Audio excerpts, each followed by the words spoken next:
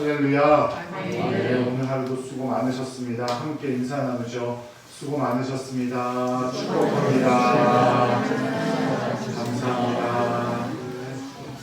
지난 수요일에 아버지 하나님에 대한 말씀을 나눴죠.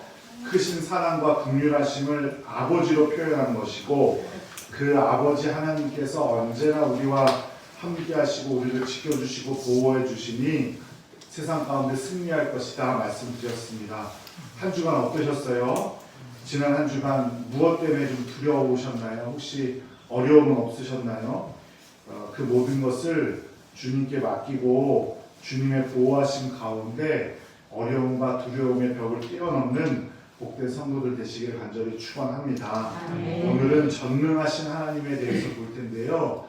아마도 사도신경 중에서 가장 어려운 부분이 아닐까 싶어요. 하지만 또 우리는 우리 성도들께서는 잘 들어주실 줄로 믿습니다. 인간은 유능할 수 있을지는 몰라도 인간은 전능할 수는 없죠, 그죠? 오히려 무능할 때가 더 많아요. 인간이 손대는 것마다 다 망가지기 마련이죠. 요즘 대표적인 것이 자연이죠. 기후 위기. 얼마나 말을 많이 듣습니까? 그죠? 사람이 여기저기 손댄 나머지 지구가 이제 기후 위기가 될 정도로 어려움을 겪고 있는 것이 사실입니다. 그런데 하나님의 본성이 전능하시다고 했는데, 일단 하나님이 전능하시다는 것은 인간이 어떻게 표현할 수도 없고 깨달을 수도 없다는 것을 전제로 시작을 해야 돼요.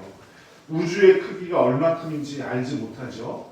그리고 우주가 계속 커져간대요. 우주가 계속 커져가는데 어디까지 커져가는지도 모르고 끝과 끝이 어딘지도 모릅니다. 그런데 그것을 만드신 하나님의 전능하심을 우리가 모두가 다 어떻게 알겠어요, 그죠?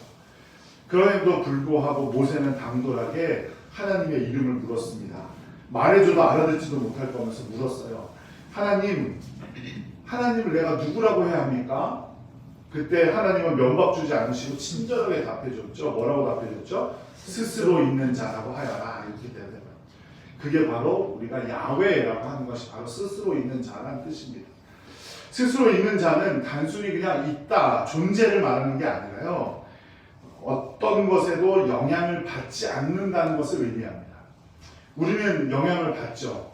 모든 것에 영향을 받아요. 세계 경제에 영향을 받고, 세계 경제에 영향을, 우리나라 경제에도 영향을 받고, 대전 경제에도 영향을 받고, 유성구의 경제의 영향에도 영향을 받죠. 우리는 그렇게 살아갑니다. 그런데 하나님은 어떤 것에도 영향을 받지 않으시고 절대적이고 변하지 않는다는 그 의미를 담고 있는 것이 바로 전능하신 하나님이라는 뜻입니다. 전능하다는 말이 이런 의미입니다. 그런 의미에서 인간이 가진 속성과는 전혀 다른 거죠. 나비 효과라는 말 들어보셨죠? 아주 작은 사소한 것 하나가 아주 크게 영향을 미친다는 뜻이에요. 그만큼 세상은 다 연결되어 있어요. 그래서 터키와 시리아의 지진 때문에 지금 참 마음이 아프고 어떻게 해야 되나, 우리 교회도 뭘 좀 어떻게 해야 되나, 기도해야 되나, 저 요새 많이 기도하고 있는데, 그 지진이 7,600km 떨어진 우리나라에서도 관측이 됐대요. 그 지진이 날 때. 그러니까 얼마나 컸겠어요. 그리고 철학자인 헤겔이라는 사람도 작용 반작용의 원리라는 걸 말했어요. 어떤 것이 이루어지면 그것이 아무리 좋아 보여도 반작용이 있다는 거예요. 그래서 정반합에서 역사가 발전된다. 어떻게든 다 영향을 주고 받는다는 뜻이에요. 그런데 하나님께서는 어떤 것에도 영향을 받지 않으시는 분, 변하지 않으시는 분이라는 뜻이에요. 그게 바로 전능하신 하나님이라는 뜻입니다. 우리가 잘못한다고 하나님의 계획이 어긋나거나 우리의 의도로 하나님의 계획을 망칠 수 없다는 거예요. 우리가 무엇을 한다고 해서 하나님의 계획이 망가지지 않는다는 뜻이에요. 모든 것이든 어떠한 것이든 성취하신다는 의미가 바로 전능하신 하나님께 달려있는 거예요. 그 담겨져 있는 거예요. 시편 135편 6절에 이렇게 노래합니다. 여호와께서 기뻐하시는 모든 일을 천지와 바다와 모든 깊은 데서 다 행하셨도다. 그러니까 천지, 온 세상과 바다에서도 바다의 영향도 받지 않고 하늘과 땅의 영향도 받지 않고 어떤 깊은 것의 영향도 받지 않으시고 다 이루시는 분이 하나님이시다라는 뜻이에요. 인간의 자유의지에도 제한을 받지 않으시는 분이 하나님이시라는 거죠. 사람들은 인간의 이성과 감정이, 이 자유로 할 수 있는 이성과 감정이 뭔가 엄청나게 대단한 것이라고 생각하고 있지만 하나님 앞에서는 비교할 수 없고, 우리가 우리의 이성이나 감정으로 무엇을 해보았자 하나님께 영향조차 끼칠 수 없다는 의미입니다. 인간의 자유의지는 하나님께서 우리에게 선물로 주신 아주 신비로운 거예요. 그렇다고 하나님의 전능에 영향을 끼칠 수 있는 것은 아니라는 겁니다. 이렇게 할까 하다가 싹 이렇게 해봤자 하나님께서는 그거에 영향을 받는다 안 받는다? 안 받는다, 이런 뜻이에요. 인간에게 있어 자유만큼 귀하고 소중한 가치는 없어요. 그럼에도 불구하고 하나님은 인간의 본성에서 가장 갈구하는 그 자유를 무시하지 않으시고 그 모든 일들을 하나님의 마음대로 할 수 있는 능력이 있다는 겁니다. 우리의 자유로 하나님은 이렇게 하라고 하셨어도 우리가 이렇게 한다고 해서 하나님이 영향을 받지 않으시고 원래 하시려고 했던 계획들을 모두 이루신다. 그 의미가 바로 전능하신 하나님께 달려있는 거예요. 우리는 계획했다가 뭔가 옆에서 누가 딱 계획만 비틀어도 그게 못하게 되잖아요. 그죠? 여행을 가려고 했는데 비행기표를 다 끊어놓기로 한 친구가 실수했고 비행기표가 다음날로 끊어놨어. 그러면 그날 못 가잖아요. 그죠? 그게 인간이라고요. 인간은 영향을 그렇게 받아요. 하지만 하나님은 그렇지 않으시다는 거예요. 우리가 어떻게 아무리 날고 뛰어봤자 하나님의 계획을 우리는 망칠 수가 없어요. 더 쉽게 말씀드리자면 우리가 100만큼 찬양하면 하나님이 100이 되고 50만큼 찬양하면 50이 되고 그런 분이 아니라는 거예요. 하나님은 이미 우리가 영향을 끼칠 수 없을 만큼 높은 곳에 계시고 찬양받기에 합당한 분이시라는 뜻이죠. 또 가룟 유다가 만일 하나님의 뜻대로 예수님을 은30에 팔지 않았다면 예수님은 십자가에 달리셨을까요? 달리시지 않으셨을까요? 어떻게 됐을까요? 달리셨겠죠. 하나님께서 원래 계획을 이루고 계셨겠죠. 가룟 유다를 원래 그렇게 은30에 팔게 세팅을 해 놓으셨음에도 불구하고 가룟 유다가 하지 않았더라도 다른 방법을 통해서라도 분명히 그 계획을 이루시고 그 일이 십자가의 보혈로 우리를 구원해 주시는 그 일이 이루어졌을 거예요. 그게 바로 전능하시다는 의미라는 거예요.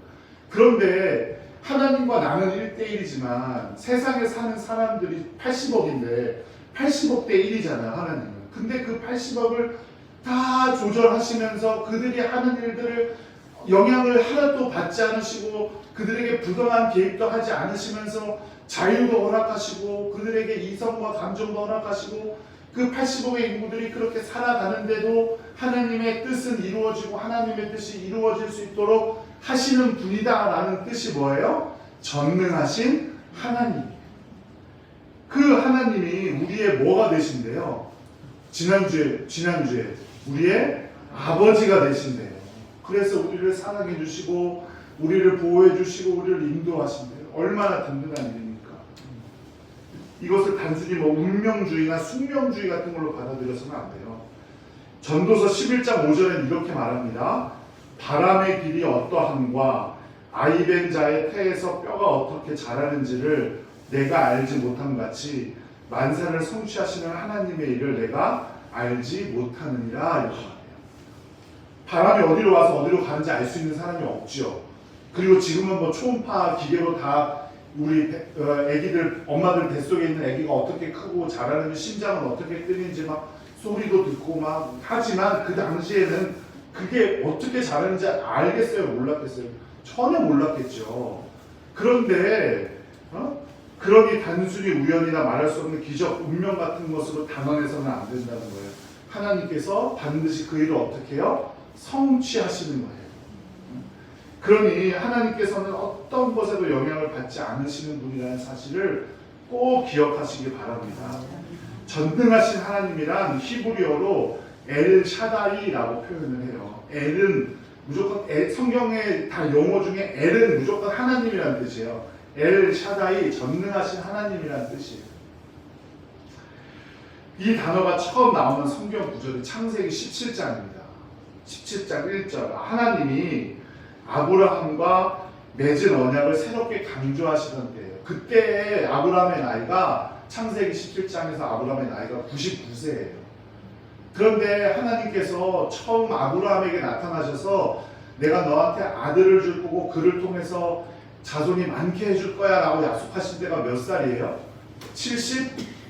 몇 살? 75세 때 아브라함을 처음 만나셨어요. 하나님께서.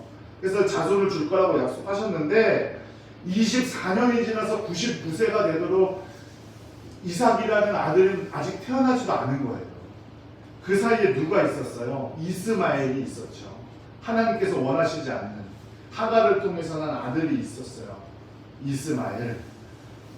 그를 통해서 언약이 깨어졌습니까? 그렇지 않아요. 하나님께서는 아브라함이 하나님의 언약을 믿지 않고 돌발 행동을 해서 언약을 깨어버리는 행동을 했지만 하나님은 그 언약을 깨지 않으시고 하나님께서 다시 99세의 아브라함에게 찾아오셔서 자기를 소개하는 말이 뭐냐면 나는 전능하신 하나님이다 이렇게 얘기합니다. 그러니 다시는 이스마엘과 같은 실수를 하지 마라. 내년이 되면 너에게 아들을 줄 것이다. 사람이 어떻게 99세의 아기를 낳겠어요. 그죠? 인간 한계도 뛰어넘어서 아무런 영향을 받지 않고 그 언약을 이어가시는 분이 전능하신 하나님, 우리 아버지 하나님이에요. 그분이 엘샤다이, 그 어떤 한계와 실패도 뛰어넘어서 우리에게 맺으신 언약을 지키시는 분이라는 의미를 가지고 있다는 뜻이에요. 어떠한 경우에서도 약속을 지키시는 분, 어떠한 경우에도 자신이 말씀하신 것을 이루시는 분. 아브라함은 그것을 믿지 못해서 사라의 여종 하갈을 통해서 이스마엘을 낳았고 이스마엘을 통해서 자신의 그 대를 이어가려고 했고 그것도 안 돼서 어떻게 하려고 했어요? 자신의 종을 통해서 자손을 이어가려고 했잖아요. 하지만 하나님, 그거는 사람의 생각이었고 하나님은 분명히 이삭을 통해서 그 약속을 이어가십니다. 인간의 생각으로는 절대로 불가능하다고 생각하던 그때 역사하시는 분이 바로 엘샤다이, 전능하신 하나님이에요. 샤다이라는 말의 근원은 산이라는 의미를 담고 있어요. 산. 그러니까 산 같은 하나님이라는 뜻이에요. 시편 121편 1절 말씀. 내가 산을 향하여 눈을 들리라 나의 도움이 어디서 올까? 세상의 모두가 흔들릴 때 나를 흔들어대고 나에게 도움이 필요하고 그때 산처럼 흔들리지 않으시고 우리의 필요를 채우시고 우리를 흔들리지 않게 해주시는 분이 바로 우리 하나님이라는 뜻이에요. 그게 엘샤다이라는 단어에 그 뜻이 담겨져 있는 거예요. 그래서 언제나 우리를 도우시는 분이 전능하신 하나님이신 줄로 믿습니다. 그러면 하나님은 전능하시다라는 말에는 또 반대로 어떤 의미가 담겨져 있을까요? 하나님은 전능하시고 나는 무능하다. 그 의미가 담겨져 있는 거예요. 하나님은 스스로 계신 분이라고 했어요. 내가 하나님께서 하시는 일에 조금도 영향을 끼칠 수가 없어요. 그러므로 하나님은 전능하고 나는 무용하다는 것이 바로 전능하신 하나님이라는 고백 속에 담겨져 있는 의미입니다. 제가 영어 잘 안 한다고 말씀드렸죠. 제가 영어를 한번 해볼게요. I am nothing but God is everything. 나는 아무것도 아니고 하나님은 전부이시다. 요즘 현실을 돌아보세요. 너무나도 피곤하고 힘들고 쉽게 지칩니다. 나름대로 열심히 살고 대충대충 살아가는 분들이 없어요. 대충대충 살았다가는 요즘은 큰일 나요. 그죠? 그럼에도 갈수록 힘들고 어려워집니다. 삶의 무게는 내년이면 좀 더 나아질 것 같고 내후년이면 좀 더 나아질까 싶지만 사실은 삶의 무게는 나이가 들면 들수록 더 무거워지는 법이에요. 저보다 여러분들이 더 잘 아실 것 같아요. 자녀들은 빨리 어른이 되고 싶다고들 하지만 삶의 무게는 그렇지 않아요. 고3들은 빨리 수능 시험이 끝나서 대학생이 되고 싶어 하지만 대학생이 되면 더 큰 삶의 무게가 있어요. 취업해야 되잖아요. 남자들은 군대로 가야 되잖아요. 또 대학생이 되면 열심히 놀아야지 생각했지만 취업이라는 삶의 무게를 견디지 못하고 놀지 못해요. 요즘 아이들은. 또 취업하면 다 끝났어. 내가 번 돈으로 열심히 놀아야지 여행도 다니고 뭐도 해야지 하고 나지만 결혼도 해야죠. 결혼하려면 집도 있어야 되니까 청약도 열심히 부어야죠. 적금도 부어야죠. 그러면 또 취업해도 여유가 없어요. 또 취업하면 또 결혼도 해야 되잖아요. 또 결혼하면 야 좋은 와이프 뭐 남편과 잘 살면 되겠다 하지만 또 자녀들 낳죠. 뭐 집 사고 파는 문제가 있죠. 그렇게 좀 편해지나 싶으면 자녀들이 대학 갈 때가 되고 아빠들은 명예퇴직을 할 때가 되고 그럼 또 삶의 문제가 또 무겁고 또 부모님들은 연로하시니 또 부모님도 모셔야 되죠. 이런 문제들이 삶의 무게가 끝날 것 같처럼 여겨지지만 사실은 끝나지 않는 게 우리의 인생입니다. 또 자식들 결혼시키고 다 하면 끝날 것 같지만 또 손주들도 봐줘야 되죠. 또 뭐 그러다 보면 이제 내 건강 챙기기도 힘들어요. 막 그렇게 삶의 무게는 점점 무거워져요. 그러니 당연히 열심히 사는데도 무게는 더해지고 힘들어지는 것이 사실입니다.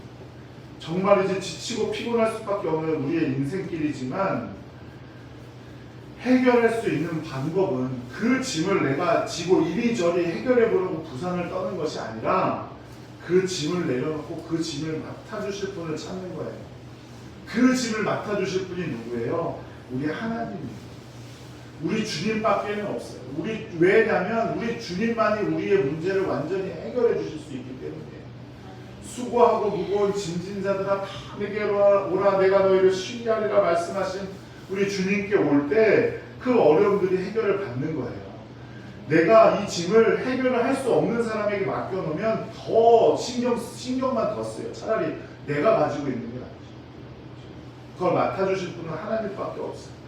그 크신 능력과 은혜로 우리를 돌봐주신다고 하시잖아요. 쉬게 해주신대요. 그러니 신앙인답게 우리의 초점을 주님 앞으로 돌리고 그분에게만 나아가기로 결정해야 됩니다. 그럼에도 불구하고 하나님이 전지전능하시냐고 아무리 기도해봐도 내 주변은 변하지도 않고 내가 바라는 대로 되지 않는데 어떻게 하나님이 전능하시냐고 하시는 분들도 있어요. 하지만 이런 질문을 하시는 분들의 전제는 뭐냐면 내가 원하는 대로만 이루어져야지 하나님이 전능하다고 생각하신다는 거예요. 우리의 마음에 들지 않으면 다 때려 부수고 우리가 원하는 대로 모든 일이 이루어져야 그것이 하나님의 전지전능함이라고 생각한다는 거죠. 하지만 그렇게 생각해서는 안 돼요. 하나님의 전지전능함이란 온 우주세계에 똑같이 적용되는 거고 그게 바로 하나님의 정의고 하나님의 공의예요. 그런데 거기다 더해서 하나님은 사랑이시래요. 그게 바로 오늘 우리 본문이죠. 크고 높고 넓은 차원의 영원의 관점에서 생각해야 되는데 인간의 생각으로 이해할 수가 없고 이해가 되지 않으니까 하나님이 전지전능하지 않다고 얘기를 해버리는 거예요. 하나님을 떠나버리는 거죠. 하지만 내가 이해되지 않고 내가 직접 체험되지 않더라도 하나님의 전능하심을 믿는 것, 그 부분을 채우는 것이 바로 믿음이라는 거예요.